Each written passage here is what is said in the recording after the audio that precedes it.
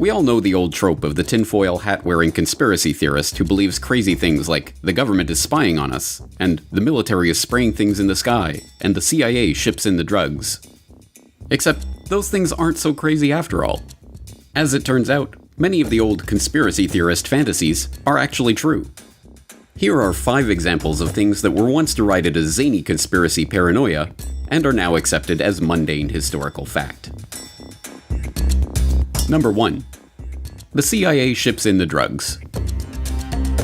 The Central Intelligence Agency, the most well-known branch of America's shadowy intelligence community, features in a number of popular conspiracy theories. One of the theories about the CIA's dirty dealings that has been around for decades is that the agency helps bring illegal drugs into the United States. But this isn't just a theory. In fact, the CIA has been involved in drug running from its very inception. Just months after its creation in 1947, the agency began a relationship with the Corsican mafia that controlled the old port of Marseille in post-war France. That relationship involved a quid pro quo. The CIA would protect the mafia if the mafia would keep the communists from taking control of the port. In this case, protecting the mafia meant protecting their most lucrative business, which just happened to be smuggling heroin into the United States. This French connection thrived for decades, with the majority of the heroin in the US in the post-war period coming via France under the watchful eye of the CIA. From the Korean War to the Vietnam War and beyond, CIA-supported warlords used CIA-run airlines like Air America to ship heroin from the Golden Triangle at the borders of Thailand, Laos, and Myanmar. As even the New York Times reported, the agency prevented the Bureau of Narcotics and Dangerous Drugs from monitoring drug trafficking in the region. They even stopped an investigation into an Air America DC-3 loaded with heroin packed into boxes of Tide soap powder that had been seized on its way to the US. In the 1980s, yet more agency involvement in drug smuggling rings came to light. This time it was drug traffickers connected to the Contras in Nicaragua that received help from the agency. After the Contra-connected trafficking came to light, a Senate investigation headed by Senator John Kerry confirmed government complicity in the drug trade. As for the CIA, it's denied ever aiding or condoning drug smuggling. Reports were reaching the highest councils of our government, in the White House and in the Justice Department. There is no question of that. I can document that. The White House and Justice Department disputed Kerry's report at the time, but he still believes some government officials turned a blind eye towards drug dealing in the mid-1980s, after the time at the heart of Gary Webb stories. In the 1990s, award-winning journalist Gary Webb traced the Contra's CIA-protected backers to cocaine shipments into the US, and, ultimately, to the crack epidemic of the 1980s. Stories of CIA drug running continue to be covered up almost as quickly as they are exposed. From the CIA Beach 200 that was apprehended in Nicaragua with 1,100 kilos of cocaine, to the crash of a Grumman Gulfstream II that had been used for CIA rendition flights that was carrying 3.3 tons of Colombian cocaine. Then there's the CIA's relationship with Afghan drug warlord Ahmed Wali Karzai in Afghanistan, and the admission that the Sinaloa cartel was aided by US agencies, and the recent confession that famed Colombian drug king Pablo Escobar worked for the CIA. At this point, the fact that the Central Intelligence Agency has facilitated drug running into the United States is one of the worst-kept secrets in history. I will tell you, Director Deutsch, as a former Los Angeles police narcotics detective, that the agency has dealt drugs throughout this country for a long time.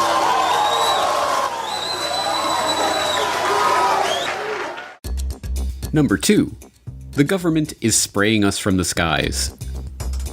It is incumbent on everyone who wishes to remain in the respectable, polite circles of society that they deride all chemtrail theorists as kooky fringe-nut wingbats, or whatever the ad hominem du jour is. I mean, who could actually believe that the government would ever coordinate a program to spray toxic chemicals on unwitting citizens? Except, of course, for the pesky little fact that the US government has done precisely that. Repeatedly, in fact. Like in the San Francisco Bay Area in 1950. The US Navy conducted an experiment they codenamed Operation Sea Spray, in which they secretly sprayed the population with Serratia marcescens, a rod-shaped gram-negative bacteria that just happens to be a human pathogen. And what did the Navy hope to accomplish with this experiment? Why, to determine the susceptibility of a big city like San Francisco to a bioweapon attack by terrorists, of course. And what did they actually accomplish? The death of at least one person and the hospitalization of many others. Which, I suppose, answers the experimenter's question, doesn't it? Are San Franciscans susceptible to a bioweapon attack by terrorists? Well, yes, evidently. Assuming by the word terrorist you mean the US Navy. So surely this type of thing was just a one-off. They never tried something like this before or since, right? Right? Oh, of course they did. Like in 1953, when the US Army secretly dumped a carcinogen on unknowing Canadians in Winnipeg and Alberta as part of a Cold War weapons test. In fact, in 1977, the US Army confirmed that they conducted 239 germ warfare tests in open air between 1949 and 1969, using the public as human guinea pigs in New York, San Francisco, Key West, and numerous other cities. But don't worry, everyone. I'm sure the government wouldn't be doing anything like this to the unaware masses today. That's just crazy talk. KSLA News 12 discovered chemtrails are even mentioned by name in the initial draft of House Bill 2977 back in 2001 under the Space Preservation Act. But the military denies any such program exists. Jeff Farrell, KSLA News 12 reporting. And, it turns out until 9 years ago, the government had the right under U.S. law to conduct secret testing on the American public under specific conditions. Only a public outcry repealed part of that law, with some exceptions. Number 3. Governments stage terror attacks. Over the last decade, internet conspiracy analysts have brought the term false flag to the public consciousness. In naval warfare, a false flag refers to an attack where a vessel flies a flag other than their true battle flag before engaging their enemy. It is a trick, designed to deceive the enemy about the true nature and origin of an attack, and it has been used over and over by government after government for hundreds of years in order to motivate their people for war. In the 1780s, Swedish King Gustav III, looking to start a war with Russia in order to shore up his own domestic political power, dressed some of his own troops in Russian military uniforms and ordered them to attack a Swedish outpost on the Russian border. The ruse worked, and the Swedes, outraged at this supposedly Russian attack, gave the king the authority to launch a defensive war. In 1931, the Japanese were looking for a pretext to invade Manchuria.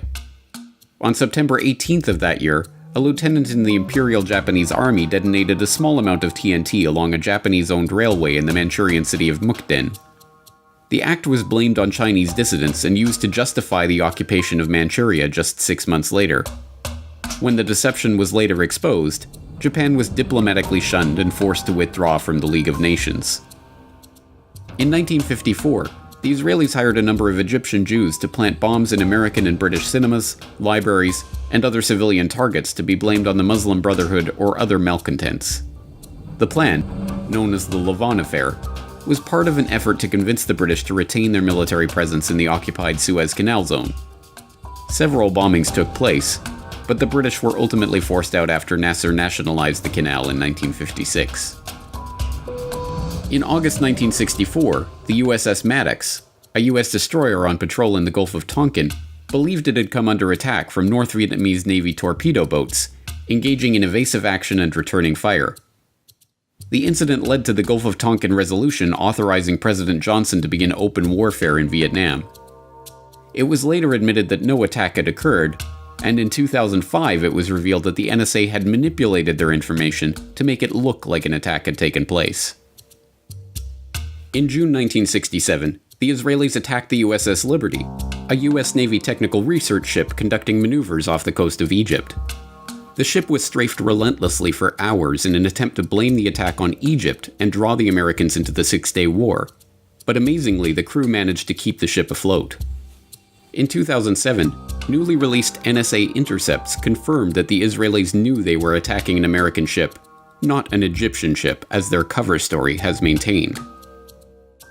In the fall of 1999, a wave of bloody apartment bombings swept through Russian cities, killing 293 people and causing widespread panic. Although blamed on Chechen terrorists, later that month FSB agents were caught planting the exact same type of bombs as in the other blasts. The government claimed that the FSB bomb was part of a security exercise, but the terror hysteria of the apartment bombings were used to justify Russian aggression in Chechnya and win public approval for a full-scale war. Russian troops entered Chechnya the next month. In 2001, attacks in New York and Washington were blamed on al-Qaeda as a pretext for invading Afghanistan. In the months leading up to the event, American negotiators had warned Afghanistan's Taliban that they were interested in securing right-of-way for proposed pipeline projects, and the US would achieve this with either a carpet of gold or a carpet of bombs. The Bush administration's first major national security directive, NSPD-9, a full-scale battle plan for the invasion of Afghanistan, including command and control, air and ground forces, and logistics, was drafted and sitting on the president's desk to be signed off on September 4th, 2001, 7 days before the 9/11 attacks. The invasion proceeded as planned in October. Naturally, mainstream commentators have to pretend that false flags and staged terror incidents are ludicrous flights of fancy that have no historical precedent. Unless they're talking about one of their enemies, like Russia staging a false flag incident. Then it's perfectly acceptable. Number 4. The CIA ran mind control experiments on unwitting Americans. Ever hear the theory that the government abducted people against their will and experimented on them to study mind control techniques and mind-altering chemicals? Well, it isn't a theory, it's a documented fact. The US government did run just such a program, dubbed Project MKUltra, and it was exposed in the 1970s. Or, at least parts of it were. What we don't know about Project MKUltra and its affiliated sub-projects could probably fill several warehouses with books, but what we do know is voluminous and scary enough. The formerly top-secret program was as horrific as any dystopian fantasy ever devised, and is now openly acknowledged and documented. Even the Wikipedia article on the subject admits that the project was completely illegal, employed unwitting test subjects, and attempted to manipulate people's mental states and alter brain functions through the surreptitious administration of drugs, especially LSD and other chemicals, hypnosis, sensory deprivation, isolation, verbal and sexual abuse, and other forms of torture.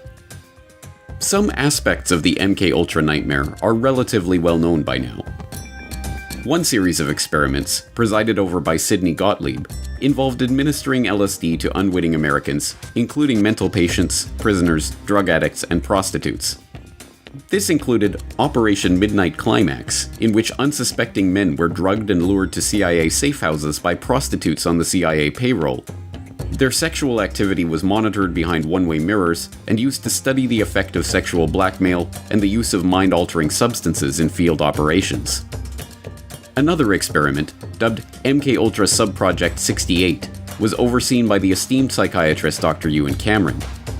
This subproject involved Dr. Cameron using LSD, paralytic drugs, electroshock therapy, and drug-induced comas to attempt to wipe patients' memories and reprogram their psyche. When brought to light, the program was identified as an attempt to refine methods of medical torture for the purpose of extracting information from unwilling sources, and condemned. Lawsuits regarding the blatantly illegal experimentation conducted by Cameron continue to this day. Yet despite CIA assurances that the program was scrapped in 1973, would the CIA ever lie to us? Documentary evidence continues to emerge that the program was far more extensive and horrific than the public was ever told.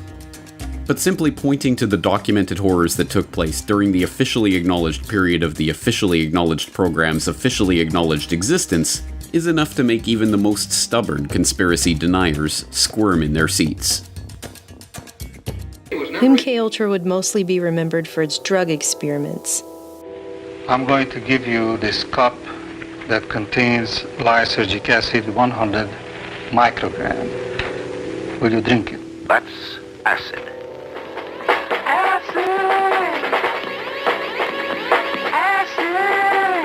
Characterized by hallucinations, illusions, distortions of perception and thinking. John Gittinger, recently retired chief psychologist for the CIA. We could disable a whole city by putting a very small amount in a water supply.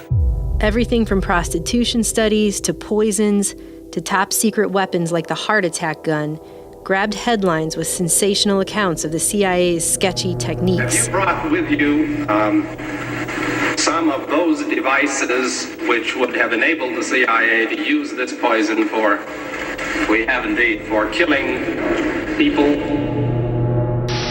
Good evening. The White House disclosed today that the CIA's drug testing program on unsuspecting Americans had been more expensive than the agency had admitted. CIA secretly funneled money through scores of research foundations, colleges, hospitals, and clinics, including a $375,000 grant through the Geschicter Research Fund here in Washington. The complex and compartmentalized management of such a large project, through front groups and with the participation of countless agencies and institutions to carry out secret research, should be a testament to just how sophisticated and shadowy government science had become. There are names of doctors, there are names of officials, there are names of former and present CIA officials who were involved, names of hospitals, and depending on how you treat it, it could be sensational. Number 5. I don't like them putting chemicals in the water that turn the friggin' frogs female? You've probably seen the memes about it. It's one of the best known and most parodied conspiracy memes of recent years, constantly held up as an example of how utterly deranged and off-base online conspiracy theorists are. That turn the friggin' frogs gay. Do you understand that? Turn the friggin' frogs gay. Do you understand that? After all, everyone knows that chemicals in the water aren't turning the frogs gay. They're turning them female. Reports began to emerge on this phenomenon a decade ago, like this one from Live Science. Pesticide turns male frogs into females, which points out that scientific research is demonstrating that a commonly used pesticide known as atrazine can turn male frogs into females that are successfully able to reproduce. Atrazine, it turns out, is a weed killer used primarily on corn crops and can cause sexual abnormalities in frogs, such as hermaphroditism, having both male and female sex organs. The study from 2010 further discovered that atrazine's effects are long-lasting and can influence reproduction in amphibians. The results suggest that atrazine could have potentially harmful effects on populations of amphibians, animals that are already experiencing a global decline. And despite the steady flow of funny memes this observation has generated, this is no laughing matter. As study author Tyrone B. Hayes of the University of California, Berkeley explains, the study suggests that atrazine, which is banned in Europe, could have potentially harmful effects on populations of amphibians, animals that are already experiencing a global decline. Though there's no mention of the frog's sexual preferences, pesticides are admittedly bending the genders of amphibians. And to top it all off, since atrazine interferes with the production of the sex hormone estrogen present in people and frogs, the findings could have implications for humans as well. But it isn't just atrazine.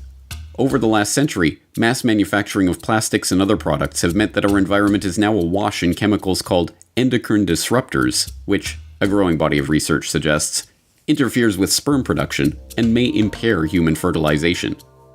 These chemicals may be one of the reasons that sperm counts are undergoing a dramatic drop in developed countries and other issues with men's health, including testicular cancer, undescended testes, and low sperm count.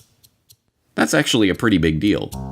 But I guess if you want to make trendy hipsters laugh, just tell them these completely admitted scientific facts about the pesticide that are wreaking untold havoc on our environment, and then do your best impression of a loudmouth Texan ranting about gay frogs. You'll have your friends in stitches. Just don't say it's a theory.